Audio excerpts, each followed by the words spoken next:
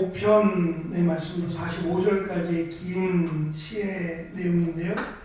105편은 3인칭 관점에서, 다시 말하면 원수의 관점에서 보니 어떻게 이스라엘 자신들이 압제자의 손아귀에 위험에 처해 있는지를 설명하고 있다면, 106편은 1인칭 시점에서 이스라엘 백성들이 스스로 위험에 어떻게 빠지게 되었는지, 그리고 그 가운데서 하나님께서 어떻게 지속적으로 구원하셨는지를 강조하고 있습니다. 특별히 105편에서는 하나님께서 이스라엘 백성들을 애굽에서부터 약속의 땅까지 인도하시면서 그들이 불평하고 그들이 원망하는 내용들을 의도적으로 기록하지 않습니다. 그것보다는 하나님의 전능하심과 하나님의 신실하심에 무게를 두고 기록한 반면, 106편은 그들의 불평과 또 그들의 원망을 다 기록을 합니다. 기록을 하면서 그럼에도 하나님이 멸망시키지 않고 하나님의 약속을 끝까지 지키셨다라는데 무게를 두고 기록을 합니다. 그래서 우리가 읽은 말씀은 애굽에서 이스라엘의 죄와 이스라엘이 죄악을 행함에도 불구하고 하나님이 신실하게 그들을 인도하셨음을 기록하고, 12절로 23절은 광야 그리고 호렙에서 이스라엘이 원망하고 불평함에도 하나님이 그들을 인도하신 하나님의 신실하심을 기록하고, 24절로 33절까지는 호렙에서 약속의 땅까지 이스라엘이 원망하고 불평하는 그런 가운데서도 하나님이 신실하게 이스라엘 백성을 인도하신 내용을 기록합니다. 그리고 마지막 34절부터 47절은 약속의 땅에서 하나님을 원망하고 불평하는 이스라엘을 하나님이 신실하게 인도하시는 것을 기록을 합니다. 106편의 1절부터 5절은 하나님을 찬양하라고 하는 내용으로 시작을 합니다. 5절까지 내용만 보면 하나님을 찬송하라가 마치 주제인 것처럼 그렇게 하나님을 찬송해야 될 이유들을 하나씩 나열하며 설명을 합니다. 그리고 맨 마지막 48절에 가면 다시 여호와 이스라엘의 하나님을 영원부터 영원까지 찬양할지어다, 모든 백성들아 아멘할지어다, 할렐루야로 마무리합니다. 결국 이스라엘 백성들 뿐만 아니라 우리에게도 우리의 어리석음과 우리 연약함, 그 가운데는 때로는 하나님이 깨닫게 하시는 여러 가지 시험들이 있을 수 있어요. 이스라엘 백성들에게 허락하신 시험처럼 우리에게도 우리가 자녀들을 키우면서 훈계하고 양육한 것처럼 하나님이 우리들을 깨닫게 하시고 때로는 채찍으로, 때로는 여러 가지 어려움으로 우리를 가르치실 수 있어요. 그런데 그것이 목적이 아니라, 그럼에도 하나님이 우리를 인도하시고 하나님이 약속 가운데 우리를 붙드신 하나님의 그 은혜와 신실하심을 노래하고 찬양함이 마땅하다라고 시인은 가르치고 있습니다.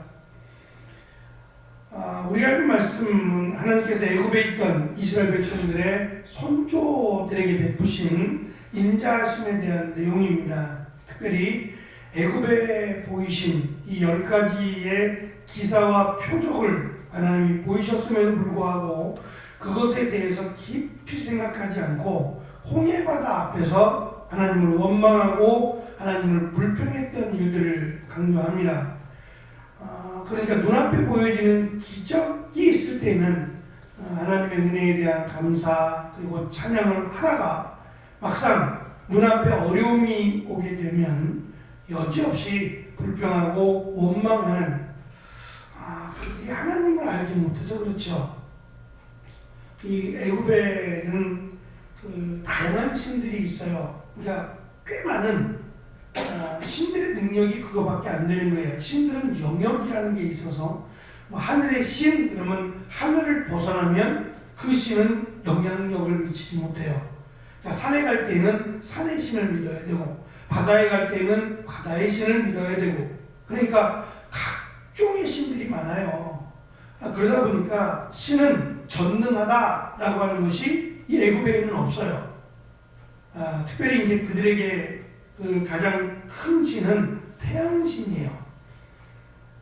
태양의 도움을 받고 태양이 없으면 살아갈 수 없는 존재이기 때문에 가장 위대한 신은 태양신이어서 그들이 만든 우상들 머리 위에는 동그란 모양의 태양이 다 얹어져 있어요. 그 태양신의 보호 아래 이 신들이 존재한다는 거예요. 근데 그것도 태양이라는 것이 해가 뜨면 아침에 이제 이른 아침에 해가 뜨면 저녁이 되면 해가 사라지잖아요.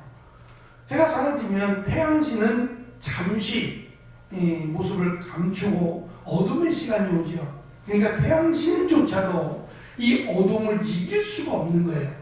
아침이 되어야 태양이 다시 떠오르니까. 그러니까 이 전능하다, 늘 함께한다라고 하는 신은 애굽에 존재하지 않아요. 그런데 하나님께서는 유일하신 오직 한 분 하나님만 믿으라고 하는 거예요. 어찌 보면 인간적인 입장에서 편하잖아요. 여러 신을 섬기지 않아도 되고 오직 한 분 하나님만 섬기면 되는데 여러 신을 믿다가 한 분 하나님을 믿는다? 이게 어려운 것 같아요. 오직 하나님만을 믿고 의지한다는 것이 마땅함에도 그것이 그들에게는 이제껏 살아온 삶에 의하면 쉽지 않은 거죠. 그러니까 바다 가운데서 이제 하나님의 영역, 하나님이 우리를 다스리고 능력을 행하신 하나님의 영역은 여기까지라고 보는 거예요. 그러니 홍해 바다 앞에서 물속에 들어가면 죽으니까 홍해 바다 앞에서 자연스럽게 원망할 수밖에 없고 또 광야 가운데서 자연스럽게 원망할 수밖에 없는 거예요. 그들이 믿는 하나님은 거기까지라고 생각을 했어요. 그러니 하나님이 그들을 깨닫게 하시는 방법으로 반석에서 물을 내시는 상상할 수 없는, 그리고 오늘 말씀에도 보면 홍해 바다를 마르게 하셔서 마치 말이 광야를 지나가는 것 같이 그들이 홍해 바다를 건넜다는 거예요. 그러니까 하나님은 이게 제한된 그런 하나님이 아니라는 거죠. 하나님은 모든 것을 다스리시고 운행하시고 주관하시는 그런 전능하신 하나님이심을 이렇게 보여주셨다는 거예요. 그들의 원망과 불평 가운데서도 어린아이의 불평과 원망이니까 하나님이 그들의 원망과 불평을 들으셨음에도 불구하고 그들을 멸하시거나 그들을 떠나지 아니하시고 여전히 하나님은 신실하게 하나님의 약속을 지키신 그 은혜와 사랑을 지금 시인은 강조합니다. 그래서 8절에 보면 그들이 실패했음에도 불구하고 하나님은 그들을 구원하셨다. 그러니 하나님의 은혜를 기억하라는 거예요. 지금 이 106편 역시도 이스라엘 백성들이 바벨론의 포로로 잡혀있든지 아니면 적들에 의해서 어려움을 겪고 있든지, 그래서 과거에 일어났던 이스라엘의 역사를 기억하라고 하는 것은 이스라엘의 역사, 과거의 역사만이 아니라 그 역사를 돌아보며 지금 이들이 처한 정말 막연하고 손쓸 수 없는 이런 상황 속에서도 하나님의 신실하심을 기억하라고 하는 의미가 있을 겁니다.